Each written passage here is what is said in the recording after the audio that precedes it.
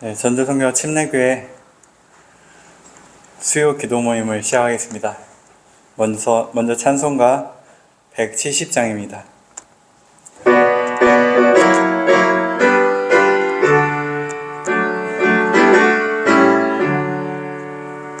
생명의 주여 면류관 받으시옵소서. 마리에 쓰신 가시관 나 기억합니다. 고난의 겟세마네와 베푸신 크신 사랑은 할머니로 인도하사 잊지 않게 하소서.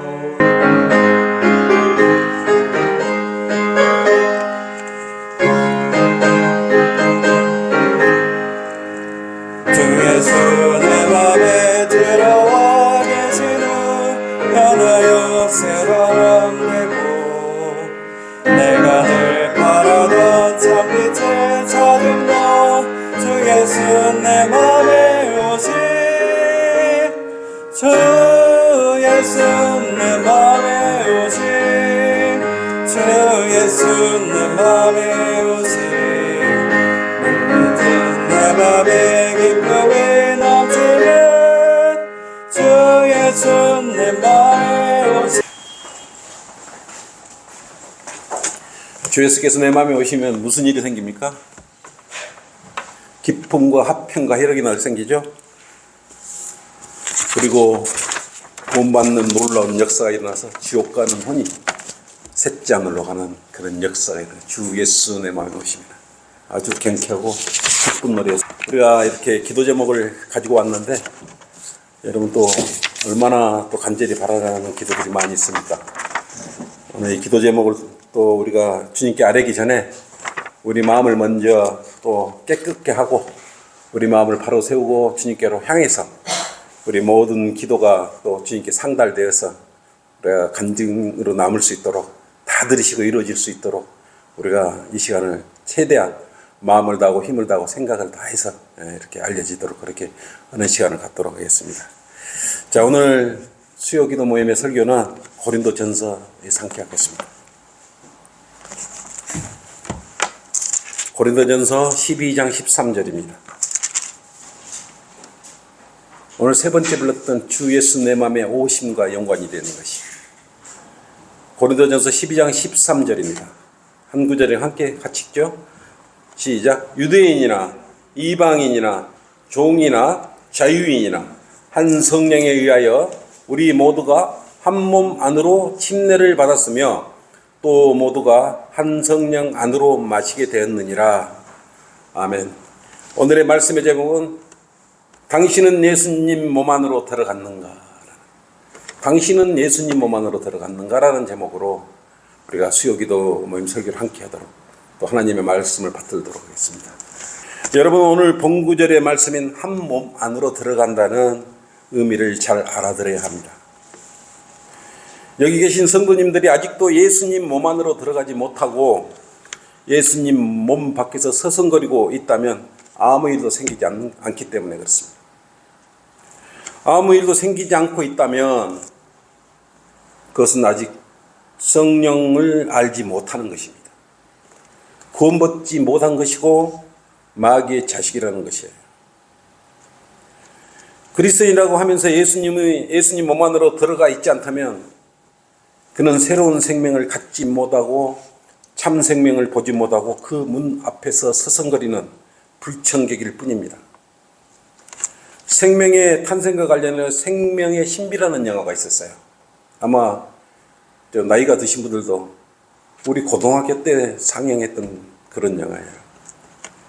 이 생명학자들이 말한 것처럼 새로운 한 생명이 탄생되려면 난자와 정자가 결합했을 때 태동합니다. 수억 마리의 정자가 먼저 난자 안에 들어가려고 치열한 달리기를 해요.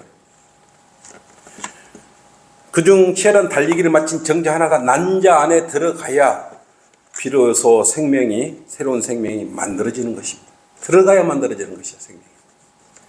즉 반드시 정자와 난나가 결합되어야 분열을 거듭하면서 새로운 생명이 태동을 하는 것입니다. 그런데 요즘 문제가 심각하게 대두되는 것이 있어요. 남성들이 가진 정자 수가 감소하고 있다는 것입니다. 영국 가든지 보도에 따르면 이스라엘 히브리대 연구팀은 53개국에서 5만 7천여 명의 남성을 대상으로 남성 정자 수를 이렇게 분석을 했어요. 그 결과 1973년과 2018년 사이에 45년간 이렇게 조사를 했는데 남성 1인 평균 정자 농도가 73년에 1ml당 1억 2020만 마리에서 2018년에는 몇 마리냐 그러면 4,900만 마리로 51%나 정자 수가 감소를 해버렸어요. 총 정자 수도 62.3%가 줄어들었다고 합니다. 근데 이 줄어드는 속도가 점점점 빨라지고 있어요. 그래서 연구팀은 현 상태가 지속된다면 인류에게 생식 위기가 닥칠 수 있다고 경고를 하고 있습니다. 1ml당 4천만 마리 이하로 떨어지면 정자 감소증에 들어가는 것이에요. 그래서 새로운 생명을 잉태하기가 어려운 것입니다.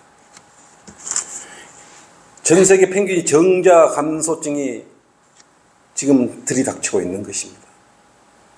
곧 예측하고 있지 않습니까? 인구는 증가하는 것이 아니고 일정 기간이 지나면 계속 소멸될 것이라고 예측하고 있습니다. 이처럼 사람들은 하나님께서 창조한 자연 환경을 자신들이 좋을 대로 마구 사용한 결과 스스로 인구 감소뿐만 아니라 멸망의 상태까지 지금 와버린 것입니다. 이제는 정자가 들어가더라도 불임이 될 확률이 더욱 높아지고 있습니다. 말 그대로 인류의 재앙의 날이 이것으로 또 오고 있는 것입니다. 이게 없어지면 사람들은 뭘 어떻게 하겠습니까? 로봇을 만들겠죠. 로봇과 인간을 결합해 어떻게 그런 방법을 찾아가겠죠. 그건 누가 하는 짓거리예요? 사탄 마귀가 그렇게 해나갈 거 아니겠습니까? 사람의 생명은 원래 하나님께서 주신 것이에요. 아주 귀한 것입니다. 하나님의 입김이 콧 속으로 들어갔을 때 살아있는 혼이 됐던 것이에요. 들어갔을 때. 하나님의 숨이 사람의 몸 안에 들어가지 않았다면 진시황의 능에서 나온 흙으로 지어진 사람의 형상처럼 그저 흙덩이에 불과할 것이에요. 그러나 전능하신 하나님께서는 생명을 콧속을 통하여 몸속에 불어넣어 살아있는 생명체인 사람을 만들었던 것입니다. 그것이 바로 우리 조상의 아담이에요. 뭔가 들어갔단 말이에요. 하나님의 숨이 들어갔기 때문에 살아있는 혼이 됐던 것이에요. 식물이 땅 위로 돋아나 성장하려면 씨가 또 땅속으로 들어가야 발화가 되고 새싹이 나고 성장합니다. 뭔가 들어가야, 어딘지는 들어가야 결합이 돼서 뭔가 새로운 생명이 만들어지는 것이에요. 바람에 흔들리는 민들레 심어져도 땅속 어디 틈속으로 들어가야 새로운 생명으로 성장을 하는 것입니다. 식물도 번성하려면 땅에 씨나 뿌리가 들어가야 성장을 하는 것입니다. 이와 마찬가지로 그리스도인이 되려면, 그리스도의 사람이 되려면 반드시 예수 그리스도의 몸 안으로 들어가야 성령의 도우심으로 새로운 인격이 형성되는 것입니다. 이것을 새 사람이라고 그러지 않습니까? 새 사람. 골로새서 3장 10절로 예수 그리스도를 아는 지식 안에서 새 사람을 입는 것입니다. 그를 창조하신 분의 형상을 따라 지식 안에서 새롭게 된 새 사람을 입었으니 예수 그리스도 몸 안에 들어간 사람은 성령에 의하여 새로운 피조물이 되는 것이라고 했어요. 예수 그리스도의 몸 안에 들어가야 성령에 의해서 새로운 피조물이 되는 것이요. 들어가지 못하고 밖에서 서성거리면 아무 일도 일어나지 않고 아무 관계도 없는 것이에요. 그래서 여러분 새로운 피조물이 되어야 돼요. 고린도후서 5장 17절로 한번 펼쳐보십시오. 고린도후서 5장 17절로는 그러므로 누구든지 그리스도 안에 있으면 그리스도 안에 있어야 되는 새로운 피조물이라. 그리스도 안에 있으면 새로운 피조물이 되는 것이요. 옛 것들은 지나갔으니 보라 모든 것이 새롭게 되었도다 그랬습니다. 누구든지 그리스도 안에 들어가면 새로운 피조물이 되는 것이요. 밖에서 서서 들어가지도 못하고 서성거리면 새로운 피조물이 될 수가 없는 것입니다.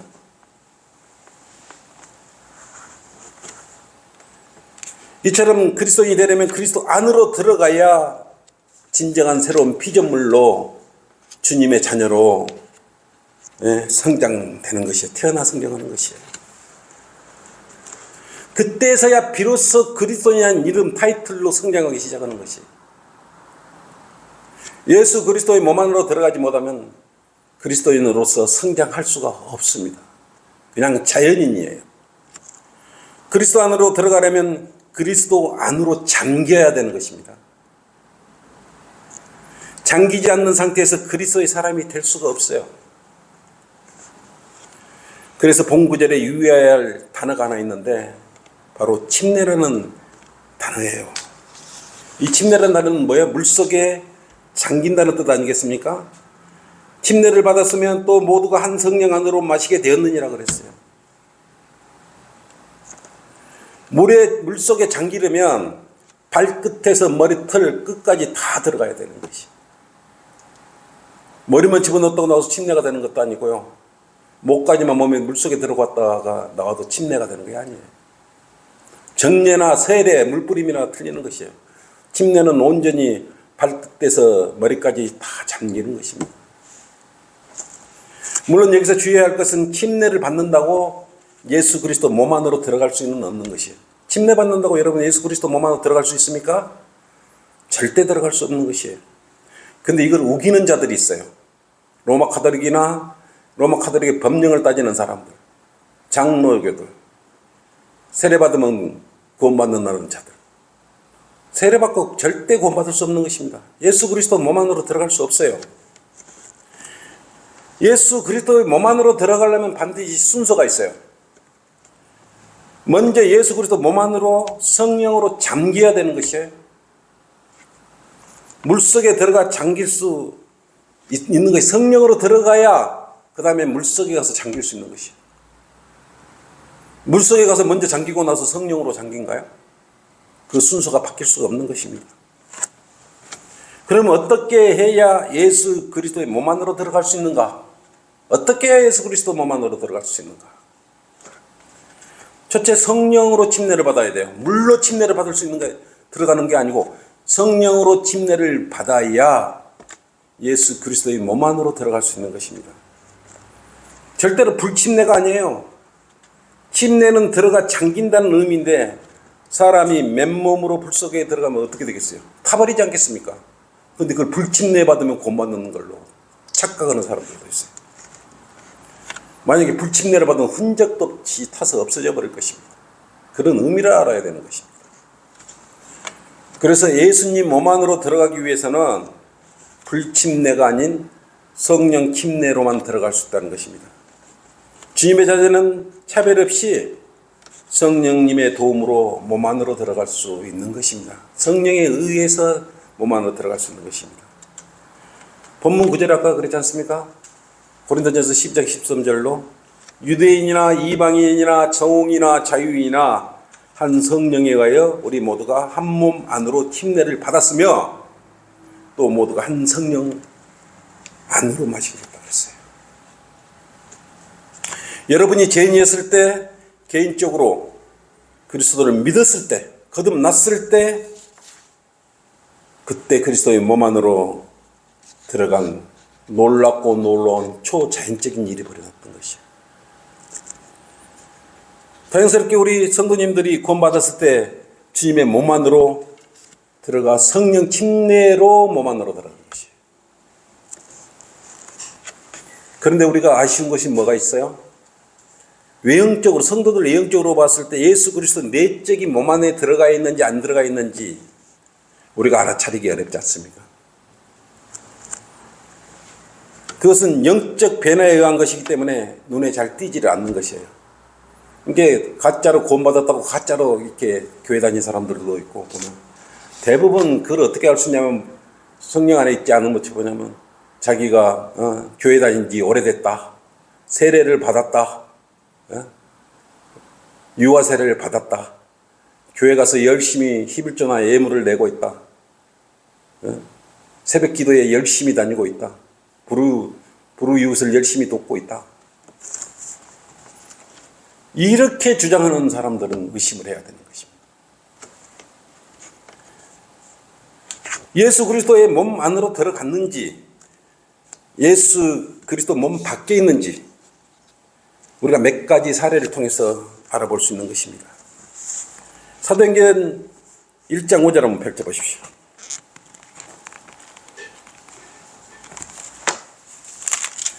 성령으로 침례받을 것을 예언을 해 놓으셨어요. 사도행전 1장 5절 보세요. 요한은 정령 물로 침례를 주었으나 너희는 여러 날이 지나지 않아 성령으로 침례를 받으리라. 성령으로 침례를 받으리라고 예언을 해 놓으신 것이요. 사도행전 성령으로 침례를 받으면 어떻게 해요? 예수 그리스도 몸 안으로 들어갈 수 있다고 이렇게 예언을 해 놓으신 거예요. 사도행전 2장 3절 4절 보세요. 사도행전 2장 3, 4절 보세요. 이때 2절부터 이때 성령님이 내려서 몸 안으로 들어가셨던 것이에요. 갑자기 하늘에서 거친 강풍 같은 소리가 나더니 그들이 앉아있는 온 집안을 가득 채우더라. 3절 보세요. 거기에 불같은 모양으로 갈라진 해들이 나타나 그들 각 사람 위에 머물더니 4절 보세요. 그들 모두가 성령으로 충만하여 성령께서 그들에게 발설하게 하신 대로 다른 방언들로 말하기 시작하더라. 다른 방언은 언어예요. 언어, 말이에요. 이때 성령님이 우리 몸 안에 내주해서 교회 시대가 시작된 것이에요. 그렇다면 분명히 구원받은 성도라면 그리스도의 몸 안에 들어간 증거가 있어야 되지 않겠습니까? 첫째는 성령으로 거듭난 증거를 갖게 되지 않겠어요? 성령으로 거듭났다. 그럼 성령으로 거듭난 증거가 있어야 되지 않습니까? 요한복음 3장 3절에서 5절 사이로 사람이 물과 성령으로 태어나야 하나님의 나라를 볼 수 있다 그랬어요. 성령으로 태어나야 하나님의 나라를 볼 수 없어요. 영적인 나라예요. 여기서는 킹덤 오브 가드예요. 그러니까 이건 영적인 나라예요. 영적인 나라. 영적으로 태어나지 않고 어떻게 하나님의 나라를 볼 수 있어요? 여러분은 다 하나님의 나라를 들어가 있지 않습니까? 둘째, 성령으로 보증을 받은 증거를 갖게 되는 것이요. 하나님의 예수 그리스도 몸 안에 들어가 있으면 증거가 있죠. 들어가 있는 증거. 여러분 몸 안에 들어가 있다는 증거가 있어야 되는 것입니다. 고린도후서 1장 22절로 한번 펼쳐보십시오. 그분은 또한 우리를 인치셨어요. 도장으로 찍어버린 거예요. 인치시고 우리 마음속에 성령을 보증을 주셨느냐. 성령의 보증을 주셨어요, 여러분. 그리고 여러분 마음에 성령이 보증이 돼요. 성령님께서 보증하고 계시는 거예요. 세 번째는 예수 그리스도 몸 안에 거한다는 아주 중요한 증거가 하나 있어요. 성령님께서 여러분 몸 안에 내주해 계신다는 증거예요. 그 증거가 없으면은 여러분은 예수 그리스도 몸 안에 있는 것 아니에요. 즉 구원받은 게 아니에요. 로마서 8장 9절 한번 펴보십시오. 로마서 8장 9절이요. 그러나 하나님의 영이 너희 안에 거하시면 너희가 육신 안에 있지 아니하고 어디서요? 성령 안에 있나니 이제 누구든지 그리스도의 영이 없으면 그의 사람이 아니니라 그랬어요. 그래서 구원받은 그리스도의 영이 여러분 몸 안에, 위로의 영이 여러분 몸 안에 다 와 있는 것이에요.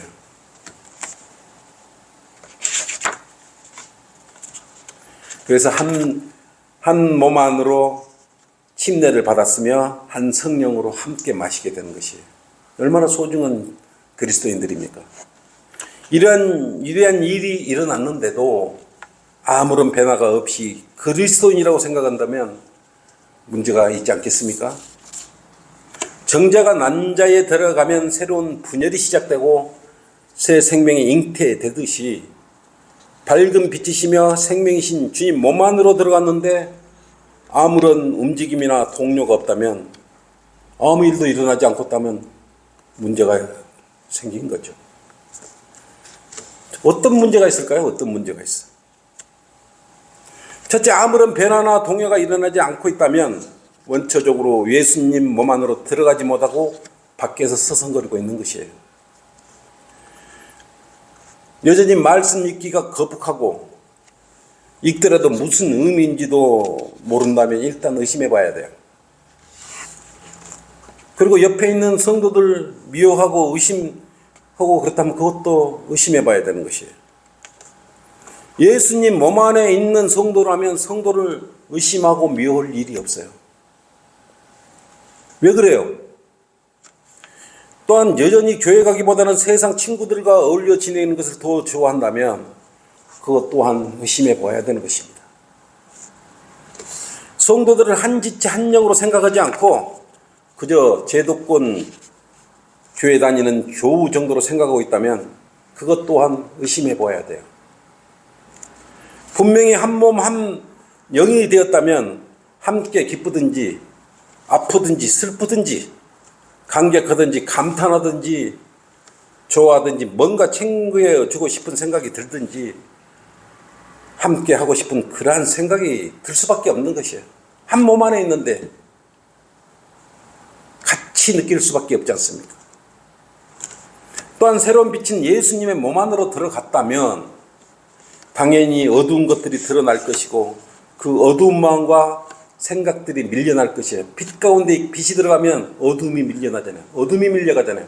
어둠이 밀려나면 새벽이 오지 않습니까? 그리고 찬란한 태양이 아침 동력에서 떠오르듯이 어둠 가운데 빛이 들어가면 어둠은 밀려나게 되는 것이에요. 여전히 술집에 머물거나 세상 풍조대로 노래방에 들어가 몸을 흔들어대고 있다면 또 그 사이키 조명 아래 현란한 커브 안으로 들어갔다면 잘못 들어간 것 아니겠습니까? 이처럼 위대하신 그리스도의 몸에 들어가면 반드시 변화가 나타날 수밖에 없는데 나타내지 않고 이런 곳으로 들어가고 있다면 분명히 문제가 생겨도 제대로 생긴 것입니다. 에베소서 5장 30절로 우리가 그의 몸과 그의 살과 그의 뼈와 지체임이라고 말씀하셨어요. 그 거룩하신 분 예수 그리스도 몸 안으로 들어갔다면 예수 그리스도 그의 지체이기 때문에 그의 거룩한 성품이 분명히 나타나게 되어 있습니다. 어떻게 나타날까요? 그리고 첫째, 자신의 죽었던 양심이 살아나요. 그 감사하는 마음이 매일 일상에서 나오는 것입니다. 죄를 짓고도 아무렇지 않게 생각하거나 죄인 줄 알면서 죄를 지으려는 계획을 세우고 있다면 그것은 양심이 화인을 맞은 것 아니겠어요? 그것이 그리스도의 몸 안에 들어가 있지 않다는 증거예요. 또한 음행의 생각과 죄들로부터 멀어지도록 성령님은 작동을 시키는데 그것이 무뎌져 있다면 그것도 문제가 있는 것이에요. 첫째, 그리스도의 몸 안에 있으면 기쁨이 넘쳐야 돼요. 기뻐야 돼요. 주님 안에는 슬픔이라는 건 전혀 없어요. 주님 몸 안에 슬픔이나 근심이나 걱정 따위 너저분한 그러한 성질의 것들은 존재할 수가 없어요. 시기하거나 질투하거나 이런 생각도 안 들어있어요. 성령님이 내주시면 그런 새로운 피조물로 바뀌는 것이에요. 매일의 자신의 삶 속에서 주님 안에서 기쁨을 찾지 못하고 서로 간 시기와 의심을 일삼는다면 과연 그리스도의 몸 안에 있다고 볼 수 있겠어요? 그리스도의 몸 안에 있다면 분명히 성령의 열매로서 의와 화평과 기쁨이 있어야 됩니다. 갈라디아서 5장 22절 23절로 그랬지 않습니까? 그러나 성령의 열매는 사랑과 기쁨과 화평과 오래 참음과 친절과 선함과 믿음과 온유와 절제니라고 그랬어요. 그러한 것을 반대할 법이 없다. 이 성령의 열매가 여러분 몸 안에 있는 것입니다. 늘상 그건 나타나게 돼 있어요. 예수님 몸 안으로 성령 침례를 받은 그리스도인은 장차 구주이신 예수 그리스도 완전히 일태되어 영원히 살게 되는 것이요. 영원히 살게 되는 것이요. 주님의 죽으심 안으로 침례받은 성도는 죄에서 죽고 죄로부터 자유롭게 되었기 때문에 그렇습니다. 또 여러분은 그렇게 믿고 살아야 되는 것입니다. 아직도 자신이 그리스도 몸 안에 들어가 있는지 알지 못하고 있다면 여러분은 기도를 하십시오. 지금. 주님, 저를 주님의 몸 안으로 초대하여 주시고 간절히 주님의 몸 안으로 들어갈 수 있도록 주님의 문을 열어주십시오 라고 기도를 하셔요. 주님께서는 그 말을 듣고 넓고 큰 바다보다 큰 은혜를 가지고 계시는데 그러한 기도를 하면 외면하실 리가 없습니다. 그러한 주님 안으로 들어가려는 순수한 마음을 품은 그 순간 되려 주님께서는 그 순수한 마음을 먼저 하시고 노크를 하실 거예요. 당신의 마음의 문을 열면 그리스도 몸 안에 문과 연결되어 들어갈 수 있는 신비한 문이기 때문에 여러분의 주님을 향해 여러분 문을 주님은 근데 먼저 와서 노크를 하고 있어요. 근데 여러분의 문은 어떻게 해요? 예수 그리스도의 문과 연결이 되어 있는 문이에요. 계시록 3장 20절로 그랬지 않습니까? 보라 내가 문 앞에 서서 두드리노다. 누구든지 내 음성을 듣고 그 문을 열면 내가 그에게로 들어가서 그와 함께 먹으며 그도 나와 함께 먹으리라 그랬어요. 여러분의 문을 열면 마음의 문을 열면 예수 그리스도의 문이 활짝 열려서요. 성령님 인도하심으로 예수 그리스도 안에 거하게 되는 것이에요. 주님은 이러한 위대하신 사랑을 가지고 계신 분이에요. 자비까지 더해서 초대까지 여러분 하고 계시기 때문에 그렇습니다. 그런데도 아직도 주님의 품 안에 몸 안에 들어가지 못하고 우물쭈물하고 있다면 속히 자신을 주님께로 돌이켜 온전히 순종하면 되는 것입니다. 순종할 때 한 지체로서 황금 도성길을 인도하여 주셔서 그 위에서 여러분을 꼭 안아주실 것이기 때문인 것입니다. 그래서 여러분은 성령 안에서 올바르게 가며 예수 그리스도의 몸 안에 가는 거예요. 예수 그리스도의 몸 안에 들어가면 들어갔다 나오는 거 아니에요. 넓고 큰 바다 은혜가 넘치는 그곳에서 영원히 함께 사는 것이에요. 그래야 여러분은 어떤 경우라도 예수 그리스도의 몸 안으로 들어가야 되는 것입니다. 자, 이것으로 설교를 마치고요. 우리 기도 제목을 펼치십시오.